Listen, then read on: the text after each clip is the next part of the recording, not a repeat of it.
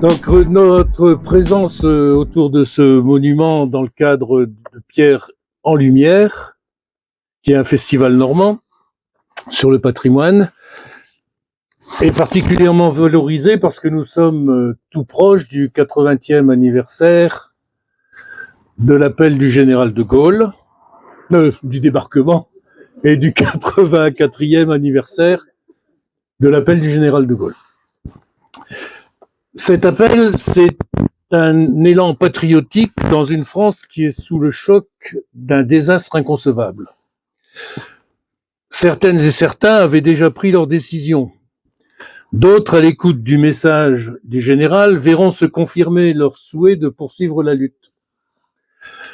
Du pays, des colonies, de l'outre-mer, des territoires du Levant, la Syrie et le Liban en particulier, des militaires et des civils, nombreux, sont déjà celles et ceux que l'Angleterre, qui poursuit le combat, attire. Ici, on est devant un monument qui est dédié aux forces aériennes françaises libres. Et on va essayer de voir comment s'est créé ce mouvement. Le ralliement initial concerne 600 volontaires. Pour la plupart, ce sont des jeunes en cours de formation de pilote, dont 150 rejoignent l'Angleterre sous les ordres du lieutenant Pinault. 400 sont des personnels d'active qui étaient affectés en Syrie, au Liban ou dans les territoires d'outre-mer. Ultérieurement, tout au long de la guerre, 3000 volontaires rejoindront au fil du temps le sol britannique en passant par l'Espagne. La date limite de reconnaissance des forces aériennes françaises libres est fixée au 31 juillet 1943. C'est-à-dire que tous ceux qui ont rejoint encore l'Angleterre après le mois de juillet 1943 ne sont pas reconnus dans les forces aériennes françaises libres. C'est le cas d'Antoine de Saint-Exupéry, par exemple.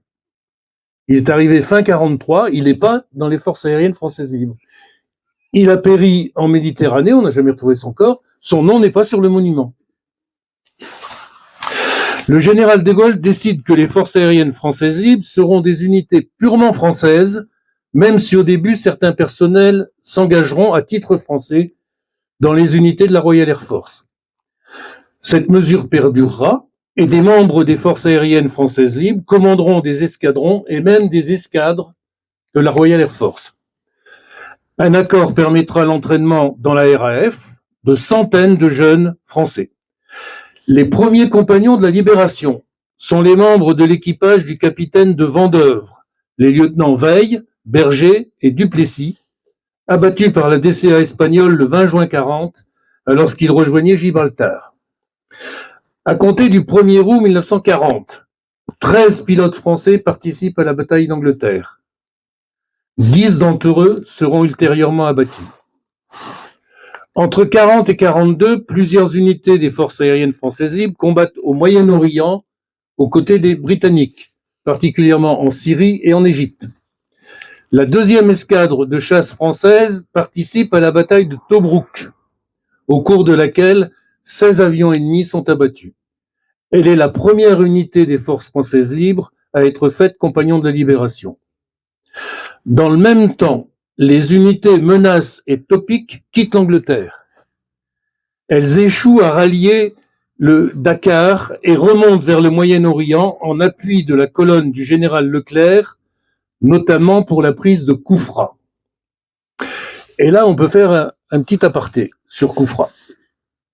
En 1941, le général Leclerc, à Koufra, dans le désert libyen, jure de ne déposer les armes que lorsque nos couleurs, nos belles couleurs, flotteront sur la cathédrale de Strasbourg. La rue qui longe l'arrière du front de mer au Tréport porte le nom du lieutenant Claude Testu. Ce dernier est né le 18 octobre 1916 au Tréport.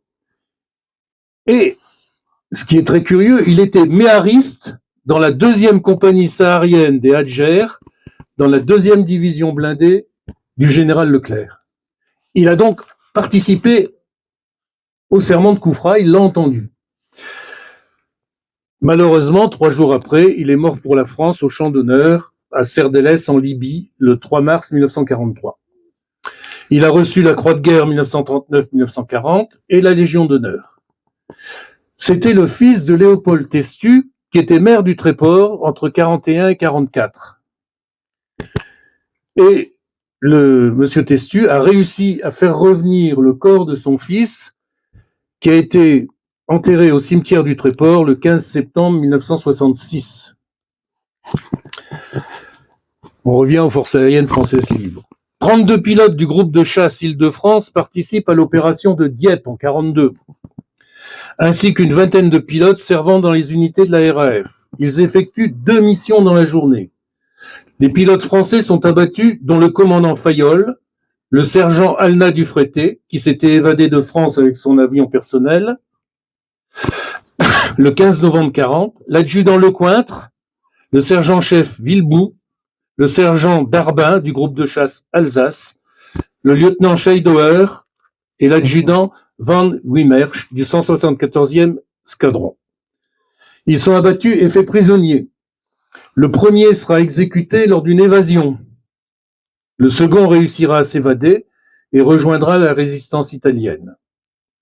En septembre 1942, le général de Gaulle décide la création et l'envoi en Russie d'un groupe de chasse, le Normandie. Le groupe Artois est créé au Liban. Il part ensuite à Bangui, où il effectue des missions de garde-côte. Les combats prennent fin en Afrique, et tous les groupes Alsace, Lorraine, Île-de-France rejoignent l'Angleterre. L'année 1943 est marquée pour les unités aériennes essentiellement par des missions de préparation du débarquement en Normandie, par des attaques d'infrastructures, les voies ferrées, les centrales électriques, la protection des convois. À l'aller comme au retour, pendant cette année-là, les escadrilles de bombardiers ou de chasseurs survolent le Tréport. Et le monument est placé exactement à l'endroit où les bombardiers qui étaient allés bombarder Paris revenaient pour regagner l'Angleterre. Le 19 août 1943, René Mouchotte, qui est un pilote célèbre, premier Français à commander un escadron de la RAF, est abattu. Il venait de descendre le 1000e avion ennemi inscrit au tableau de chasse du wing de Biggin Hill. Il avait comme ailier un autre pilote très connu, Pierre Kosterman, qui était un chasseur exceptionnel, qui se verra confier un escadron, puis une escadre, et qui terminera la guerre avec 33 victoires. Le 3 octobre 1944, le Lorraine détruit l'importante centrale électrique de Chevilly-Larue. 2 avions sont abattus, l'un se jette dans la Seine pour éviter les pertes dans la population, l'autre s'écrase dans la forêt de Chantilly. Les 2 équipages trouvent la mort. En février 1944, en raison de pertes extrêmement élevées, le groupe Normandie en URSS est transformé en régiment Normandie-Niemen. Des renforts permanents sont envoyés des unités d'Afrique du Nord. Ce régiment, dont 4 pilotes furent élevés à la dignité de héros de l'Union soviétique, terminera la guerre avec 273 victoires et la perte de 42 pilotes sur 96. Le 6 juin 1944, c'est le débarquement. Toutes les unités participent à l'opération. Les groupes de chasse sont relativement épargnés, hors le Lorraine qui subit de lourdes pertes. Il perd 6 équipages. Parmi ceux-ci, le mitrailleur Louis Ricardou, qui avait perdu une jambe en tant que légionnaire à Bir Hakeim, mais qui avait tenu à continuer le combat. Le 3 août 1944, le capitaine Jean-Marie Dor, spécialiste de la chasse aux bombes volantes, pour éviter que l'un de ses engins ne tombe sur un hôpital, tire à bout portant et explose avec lui.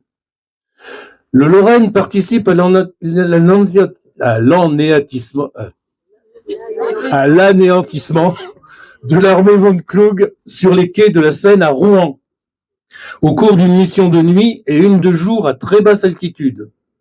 Le 26 août, le commandant Jacques Schössling est abattu à la tête du groupe de chasse Alsace. Ils avaient été abattus le 13 février 1943. Grièvement brûlé, il avait échappé aux Allemands et après avoir été soigné à Paris et à Londres, il avait repris le combat à sa demande express. Le 15 janvier 1945, le commandant Max Guedj est abattu en Norvège à la tête d'une formation de Mosquito. il fut l'une des grandes figures des forces aériennes françaises libres. Il était né à Sousse, en Tunisie, et était avocat au Maroc. Il avait rejoint la France libre le 1er octobre 1940. Avec 200 missions, il était compagnon de libération, titulaire de la Distinguished Flying Cross and Bar américaine et du Distinguished Service Order britannique. En mai 1945, les unités connaissent l'armistice en Allemagne pour l'Alsace, l'Île-de-France et la Bretagne, en Hollande pour la Lorraine. Le maréchal Staline fait cadeau de leur yacht au pilote du régiment Normandie-Niemen qui les pose en France au Bourget. Voilà quelques faits de guerre parmi des milliers d'autres, tous nobles, désintéressés, engagés et valeureux. Si on fait le bilan des forces aériennes françaises libres, ils sont 121 compagnons de la libération. 5 unités ont été faites compagnons de la libération, dont Alsace, Île-de-France, Lorraine, Normandie-Niemen. 60% du personnel a disparu. Je vous rappelle qu'ils étaient 3000. 60% ne sont pas revenus. 353 avions ennemis abattus, 30 000 missions effectuées. Je laisserai le mot de la fin au capitaine François de Labouchère du groupe Île-de-France, dont le nom figure sur le monument. Au milieu, François de Labouchère. Il écrivait dans une lettre à sa mère « J'avais 2 solutions, soit rentrer en France occupée et y vivre heureux, probablement, ou me battre et vivre malheureux loin de vous, mais fier. J'ai préféré vivre malheureux et fier qu'heureux et sans fierté. » Le 5 septembre 1942, au-dessus de la baie de Somme, il sera abattu par un Focke-Wulf. Et on l'a jamais retrouvé puisque son nom est sur le monument. Pour parler de ce monument, en 2009, on va parler d'un personnage important, c'est lui qui a en réalité mené toute cette aventure pour arriver à faire dresser la stèle au Tréport. C'est Frédéric Bentley. En 2009, c'est la lecture d'un livre de Philippe Chéron, Bonsoir Nadette, livre qui contient le journal de guerre de Marc Auchemaille, que Frédéric Bentley découvre les liens d'amitié que son père, engagé dans les forces françaises libres dès les premières heures, avait eu avec ce dernier. Marc Auchemaille a disparu dans la Manche en avril 1942. En 2011, Frédéric Bentley débute un recensement des aviateurs que son père a connus et qui sont eux aussi disparus en mer. Il prend conscience que le nom de certains n'est même pas sur un monument aux morts et qu'aucun lieu de recueillement ne leur est dédié. Il y avait, jusqu'à ce que M. Bentley fasse ce travail, un certain nombre de pilotes qui avaient totalement disparu des mémoires. En 2013, l'idée mûrit d'ériger une stèle pour honorer la mémoire des aviateurs disparus. Celle-ci reçoit la vive approbation de la Fondation de la France libre.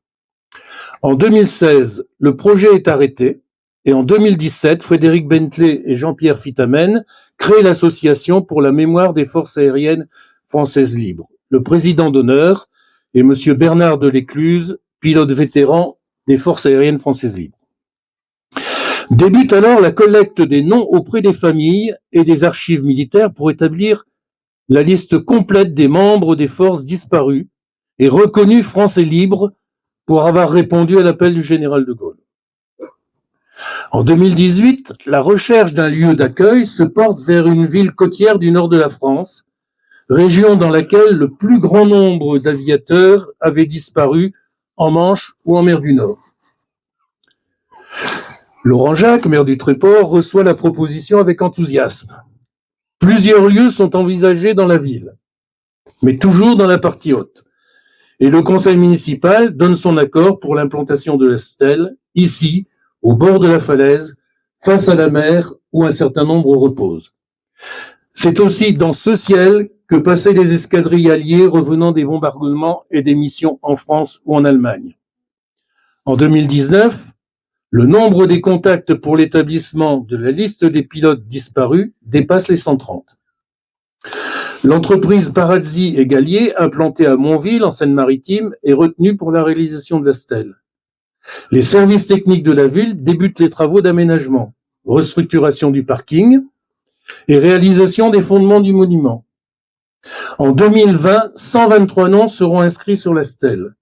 Les marbriers sont à l'œuvre. La cérémonie d'inauguration est programmée pour le mois de juin dans le cadre du 80e anniversaire de l'appel du général de Gaulle.